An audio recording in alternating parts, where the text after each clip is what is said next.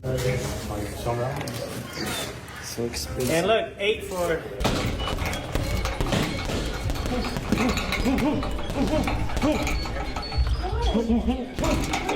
Shakur is not going to lay down. It's going to be skill versus skill. Teo's a very talented, skillful fighter. Shakur is a very extremely talented, skillful fighter. When Manny Pacquiao walked into Teofimo Lopez's training camp, the energy shifted immediately. This wasn't a photo op. This was a legend stepping into preparation mode. Pacquiao shared insight, offered guidance, and passed along the kind of wisdom that only comes from championship rounds and historic nights. The exchange wasn't loud, but it was powerful. You could see the confidence settle in, the urgency sharpen. Moments like that don't just motivate, they validate. For Lopez, it was a reminder that he's preparing for more than a fight. He's preparing for a moment. That session spoke volumes about his mindset heading into the challenge against Shakur Stevenson. Focused, locked in, ready. When legends show up to your camp, it's usually because they recognize something real, and Lopez looked like a fighter fully committed to proving it.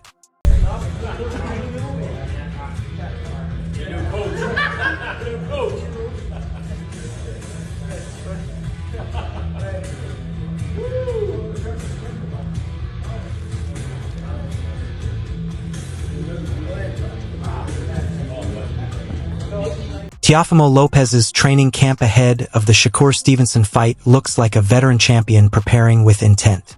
This isn't just about grinding, it's about precision. Lopez has talked openly about tailoring his sparring to mirror Shakur's movement, bringing in partners who step, slide, and react the way Stevenson does to sharpen timing and distance before they collide. But the work goes deeper than the physical. Lopez is studying patterns, tendencies, and rhythms, breaking down how Stevenson operates so he can adjust and counter in real time. Every session has a purpose. Every round has a lesson. It's a camp built on balance. Physical readiness paired with tactical planning. Because against a fighter like Shakur, power alone isn't enough. Preparation has to be intelligent. And Lopez is treating this fight like exactly what it is, a high-level chess match with real consequences.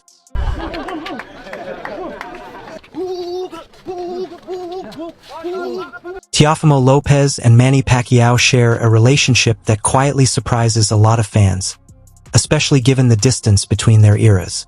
There's genuine respect there. Both fighters consistently speak highly of one another, not out of obligation, but out of appreciation for skill, discipline, and what it takes to reach the top of the sport. That mutual admiration has naturally fueled speculation about a possible exhibition bout. Nothing competitive, just an entertaining showcase where generations collide. Fans can't help but imagine the electricity of a seasoned legend sharing the ring with a dynamic modern champion. There are no official plans and no one is forcing the idea, but the rapport keeps the conversation alive. It's a reminder that boxing isn't just about rivalries. It's about lineage, respect, and a shared love for the craft that connects fighters long after titles change hands. Present fight in Saudi Arabia because that's what they want to do. They want to do like some of the retired fighters put on like super fights and stuff like that. No, yeah, absolutely. You know, those are things that are coming around as well. Exhibitions, maybe me and Pacquiao. Who knows? We can do stuff like that. You and Pacquiao as an exhibition. Oh, that'd be huge. That would be huge. That'd be huge. You think you think you would be able to take him? Yeah, Easy. it's good. I love southpaws, and I will fight the greatest one of times. Why Good you say times. you love southpaws? I love southpaws because I grew up with them. And haven't you seen my track record from Magdaleno to Lomachenko? Zab Judah sees this matchup as exactly what elite boxing is supposed to look like. Skill versus skill with no room to hide. He believes both Shakur Stevenson and Teofimo Lopez are too talented and too proud to back down, setting the stage for an explosive but intelligent fight. According to Judah, this won't be reckless chaos. It's going to be a tactical chess match. Shakur's precision, timing, and ring control are the tools Judah believes could gradually overwhelm Lopez, even with Teofimo's power and experience in big moments. Judah does acknowledge the criticism surrounding Stevenson's professional resume. While Shakur's amateur background is undeniable, some still question whether he's been truly tested at the highest pro level. That's why Judah sees this fight as a defining step, because Lopez has lived at the top. He's beaten elite competition and proven he can perform under championship pressure. But that experience may not be enough. Judah points out that Shakur's style is something Lopez hasn't fully encountered before. The angles, the calm, the ability to shut down offense without overcommitting. It's a different kind of problem. While Judah admits the fight could be closer than many expect, his confidence leans towards Stevenson controlling the pace and direction of the bout. In his view, this isn't just a fight. It's a high-level proving ground, where two elite talents step onto a major stage to define exactly who they are. Talk about it. It's two dog fighters. You got two dog fighters that's coming in there to solidify themselves as the game changer. Teal's not gonna lay down. Shakur is not gonna lay down. It's gonna be skill versus skill. Teal's a very talented, skillful fighter. Shakur is a very extremely talented, skillful fighter. And yes, we're gonna see a hell of a great chess match that night. Yeah, I believe so. Now, I think in your earlier predictions, you felt like Shakur will be stopping Teal. Am I right? Annihilation, decapitation. Is that what you're talking about? You going back to my comments? Yeah. I feel like Teal's a very dominant force, but I just think that the skills of Shakur Stevens is gonna overwhelm Teal. It's gonna overwhelm him. Yeah. He's never seen this type of action before yet. Now, No disrespect. okay. It's my little man, you know what I'm saying? Just saying, yo, it is what it is. Looking at the stats, the resumes, we see that Teal has been at this high level for a long time. When it comes to Shakur Stevenson, his amateur record speaks for itself, but at the same time, not necessarily getting the notable names that people know in America.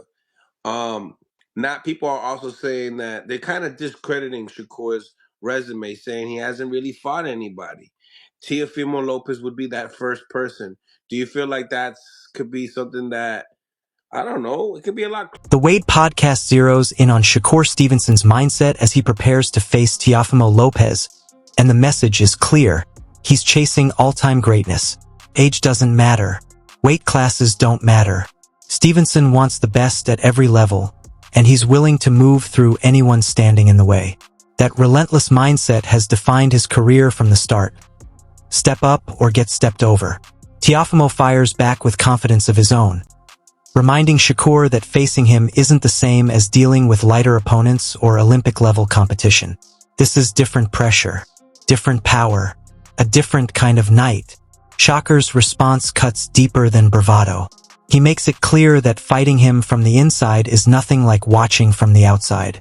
Breaking through his timing, defense, and footwork isn't theoretical.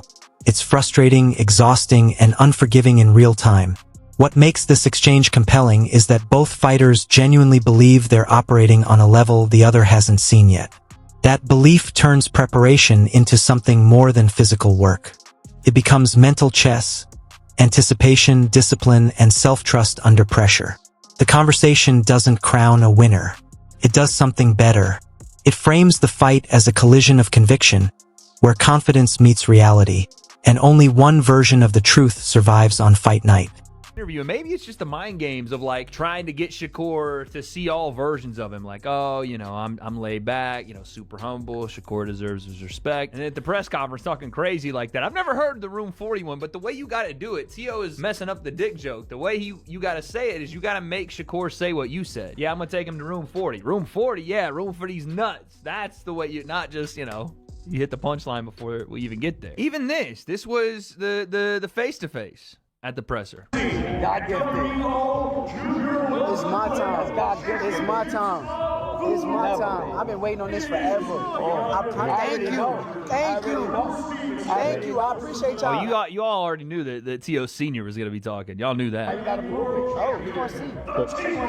The prize is right up here. The prize is right up here. Rick saying the prize is right up here. He's talking about the ring belt, and that's true. I mean, the most prestigious belt in boxing. That's fair. We stay working. You can't fight for him. You can't fight for him. Dan Rafael weighs in on the Shakur Stevenson versus Teofimo Lopez matchup with clear respect for both fighters' careers and skill sets. He points out that while Teofimo hasn't always looked dominant in every elite-level appearance, such as moments against Josh Taylor, he still rose to the occasion and delivered when it mattered most. Rafael draws a parallel with Shakur Stevenson, noting that while Shakur may not always be the flashiest fighter in the ring, his consistency has been undeniable. From featherweight through lightweight, Stevenson has continued to win, adapt, and perform under pressure. His success has been built on discipline, control, and execution rather than spectacle. He also highlights the contrasting international backgrounds, Stevenson representing the United States, earning an Olympic silver medal, while Lopez represented Honduras, adding another layer of identity and pride to the matchup. Rafael emphasizes that the fight is happening in the perfect venue, Madison Square Garden. The Garden isn't just a location. It's a proving ground tied deeply to both fighters' stories, their fan bases, and their rise in the sport. Ultimately, Rafael frames this bout as more than just a fight. It's a meaningful collision between two elite young stars, both established, both tested, and both with something significant to prove on one of boxing's biggest stages. When it came time to step up and take on the champ, which was Josh Taylor, he shined in that fight. So when Teofimo is matched, in a big time opponent, he's delivered, and he's done it, a number of times. And, he looked really good against Taylor. And Shakur, by the way, similar thing. He's been flawless through his career. He may be not the most exciting at times, but Shakur Stevenson gets the job done. He has won titles from featherweight up to lightweight. When his back was against the wall, quote unquote, and everybody had big expectations, and he had a lot of pressure on him not to make it a boring fight and all that kind of business. What did he do in his last fight against William Zepeda? He stood in the pocket and he fought the guy, and he won handily. He shut him out, basically. He won like 10 rounds to 2.